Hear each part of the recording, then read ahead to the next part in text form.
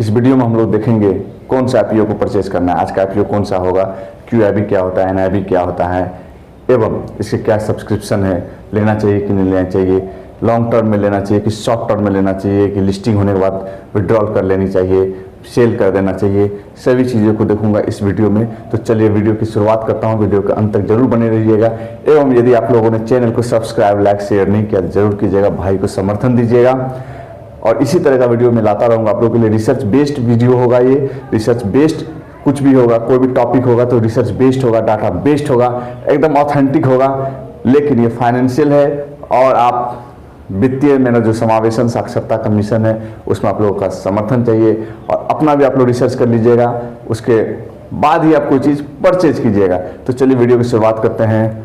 जय हिंद, मैं विक्रम कुमार आप सबों के बीच ला रहा हूँ एक नया वीडियो, जिसमें आज बात करेंगे बहुत ही हॉट आईपीओ का। लेकिन उससे पहले मैं आप लोगों को बताना चाहता हूँ कि जो आईपीओ है, इनिशियल पब्लिक ऑफरिंग्स, उसके बारे में मैं कल बता चुका हूं कि कोई भी प्राइवेट लिमिटेड कंपनी होती है, वो जब अपना कंपनी का विस्तार करना चाहती है, लेमन टर्म्स में मैं बता रहा हूं, विस्तार करना चाहती है, एक्सपेंशन करना चाहती है और नई नई टेक्नोलॉजी को लाना चाहती है, तो कुछ धन की जरूरत होती है उन्हें।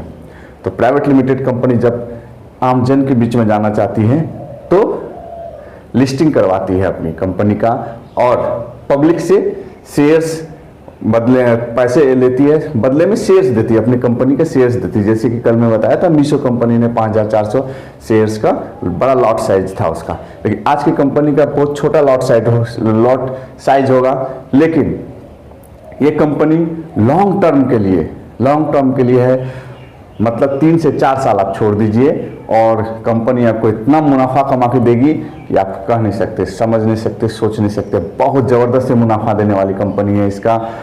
बहुत पुरानी कंपनी है। तो चलिए मैं शुरुआत करना चाहता हूँ आज की दूसरी आईपीओ की, जिसका लास्ट डेट है आज 5 दिसंबर लास्ट डेट है। और आप लोगों ने अभी तक सब्सक्रिप्शन नहीं लिया है तो इसको सब्सक्राइब कर लीजिए, ओवर सब्सक्राइब्ड हो रहा है। तो चलिए शुरुआत करते हैं। आज की कंपनी का नाम है विद्या वायर्स।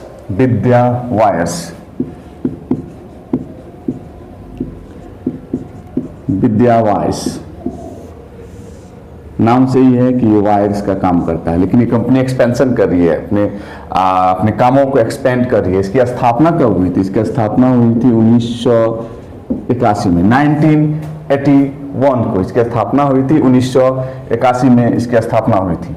और इस कंपनी का काम क्या है? वायर्स बनाना काम है और भारत की कंपनियों को वायर सप्लाई करने का काम है। ये company mainly copper based industries है, तो कॉपर इंडस्ट्री लाके उससे वायर बनाती है। इसके जो क्लाइंट है बहुत अच्छे क्लाइंट है। इसके जो क्लाइंट हैं, हिंडाल्को है, अडानी है इसके क्लाइंट, हिंडाल्को है, आपको जो है इसके क्लाइंट वेदांता है। बहुत अच्छी कंपनी इसके क्लाइंट्स है और ये लॉन्ग टर्म बिजनेस है। 1981 का है। इसके प्रमोटर्स भी बहुत अच्छे हैं, प्रमोटर अनुभवी हैं, इसलिए कंपनी ग्रोथ करेगी, एक्सपैंड करेगी। और इसका जो लॉट साइज होगा वो कितना होगा? लॉट साइज होगा 288 शेयर्स का, 288 शेयर्स का। मैक्सिमम अमाउंट है 288 का 13,824 का ये होगा। एवं 20 प्राइस है। इसका जो रेंज है आपको 48 से 52 रुपये। कितना? 48 से 52 रुपये। लॉट साइज में 288 शेयर्स मिलेंगे, 13,824 का है, 48 से 52 है। और टोटल जो शेयर्स का लॉट साइज है, मतलब जो शेयर्स का जो लॉट है, टोटल लॉट कितने शेयर्स होंगे?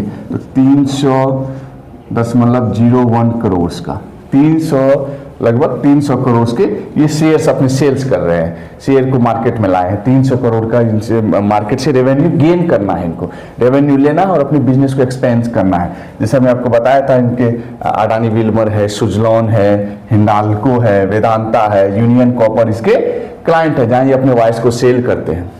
आप समझ सकते हैं कि ये वायर्स, कॉपर का वायर बिजली में काम होता है, ईवी में काम होता है, इलेक्ट्रिकल व्हीकल्स, इलेक्ट्रिकल मोबिलिटी की जो बात हम लोग करते हैं, सुजलॉन एनर्जी में दिया जा रहा है, सोलर एनर्जी, मतलब जहाँ भी तार की बात होगी वहाँ ये कंपनी अपने सप्लाई करता है, बड़ी बड़ी कंपनियों को सप्लाई करता है। इसमें तो मेन कंपनी है, वो छोटी छोटी कंपनी है ये। लेकिन एक इसकी जो निगेटिविटी है, ये टोटली डिपेंडेंट है कहाँ से, गुजरात से और जापान से। इसके जो प्रोडक्ट आते हैं, कॉपर्स आते हैं गुजरात और जापान से। और कॉपर के बारे में आप लोग जानते होंगे कि बहुत ही हाईली रिस्केबल, हाईली मोबिलिटी वाला प्रोडक्ट है। और मार्केट उतार चढ़ाव होते रहता है, कॉपर का मार्केट का उतार चढ़ाव होते रहता है, तो इसके रेट में भी उतार चढ़ाव होगा। लेकिन ये जो है लॉन्ग टर्म इन्वेस्टमेंट है भाई मेरे, लॉन्ग टर्म। ये आप चाहिएगा कि लिए और कल को बेच दिए, नहीं, ऐसा नहीं कीजिएगा। लॉन्ग टर्म इन्वेस्टमेंट है, मैं लॉन्ग टर्म के लिए इसको सलाह दूंगा आपको कि लॉन्ग टर्म इन्वेस्टमेंट है। शॉर्ट टर्म में आप कभी नहीं जाइएगा, मिड टर्म में कभी नहीं जाइएगा, लॉन्ग टर्म इन्वेस्टमेंट में लगा के भूल जाइए। 5 साल के लिए लगा के खरीद के आप इसको भूल जाएंगे। अभी तक जो टोटल सब्सक्राइब हुआ है कल तक के लिए 8.26 टाइम्स हुआ है, 8.26 टाइम्स, आप समझ सकते हैं, लगभग 9 गुना सब्सक्राइब हो गया। और आज तो बाकी ही है, कहीं ऐसा नहीं हो कि 10 गुना सब्सक्राइब हो जाए। आज लास्ट डेट है तो 10 गुना भी सब्सक्राइब हो सकता है। और अभी तक जो qualified institutional buyers QIB, NIB, RII, QIB जो किए हैं अभी तक सब्सक्राइब इसका 1.3x किए हैं, NIB किए हैं लगभग 10x किए हैं।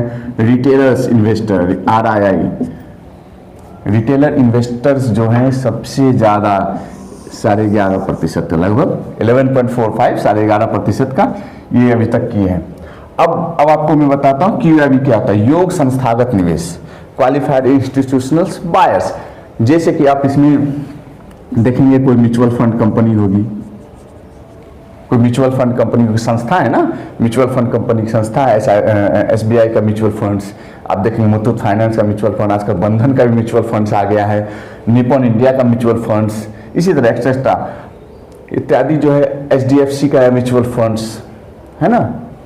तो म्यूचुअल फंड्स हो गया। LIC सबसे बड़ा निवेशक, गवर्नमेंट के साइड से LIC सबसे बड़ा निवेशक होता है। LIC बैंकिंग्स, जो बैंकिंग्स का जो अपना है वो पैसा कैसे बढ़ाता है, इसी समय लगा के QIB के कैटेगरी में आके लेकिन QIB ने 1.3 गुना ही सब्सक्राइब किया। NIB नॉन इंस्टीट्यूशनल बायर, गैर संस्थागत निवेश।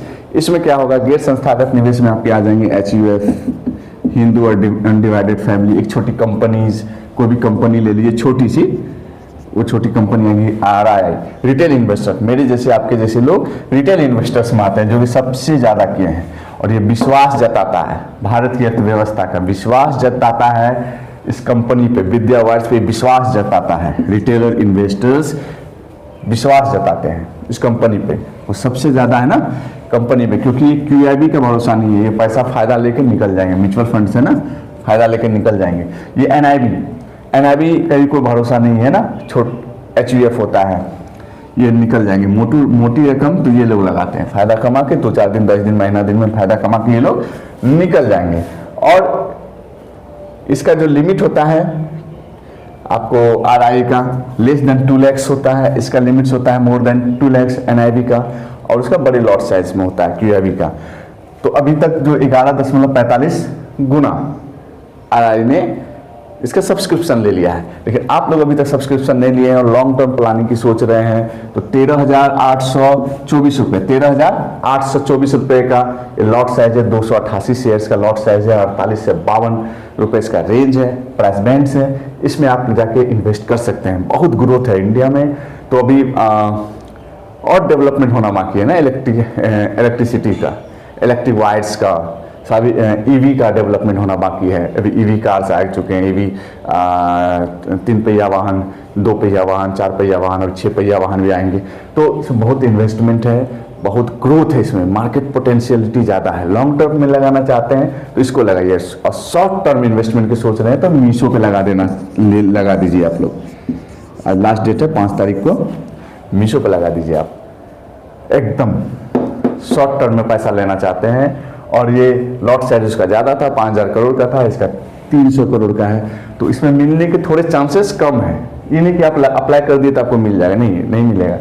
मिलने के चांसेस थोड़े से कम है, क्योंकि 300 करोड़ का है ना, मिलने के चांसेस कम है। ये 5,000 प्लस करोड़ का था, तो इसमें मिलने के चांसेस ज़्यादा हैं आपके।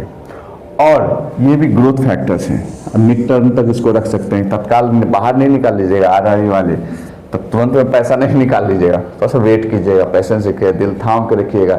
मार्केट तो दिल थामने का चीज़ है। No risk no game, risk लीजिए, खेल आपके अनुकूल होगा। तो आज हम लोगों ने देखा विद्या वायर्स के बारे में। 1981 की कंपनी है, 288 शेयर्स का लॉट है, 13,824 इसकी लॉट साइज का प्राइस है, 48 से 52 का रेंज है। लॉन्ग टर्म इन्वेस्टमेंट की मैं सलाह देता हूं आपको, लॉन्ग टर्म इन्वेस्टमेंट लगाइए, लेकिन उससे पहले अपना सेल्फ रिसर्च भी आप लोग कर लीजिएगा।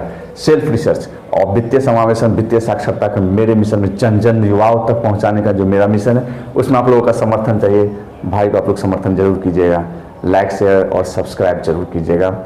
और मेरा जो फेसबुक पेज है आई एम विक्रम कुमार 1, और जो है मेरा इंस्टाग्राम है वो भी आई एम विक्रम कुमार 1 है, थ्रीड्स है आई एम विक्रम कुमार 1, उसको भी आप लोग जरूर फॉलो कीजिएगा। धन्यवाद, जय हिंद।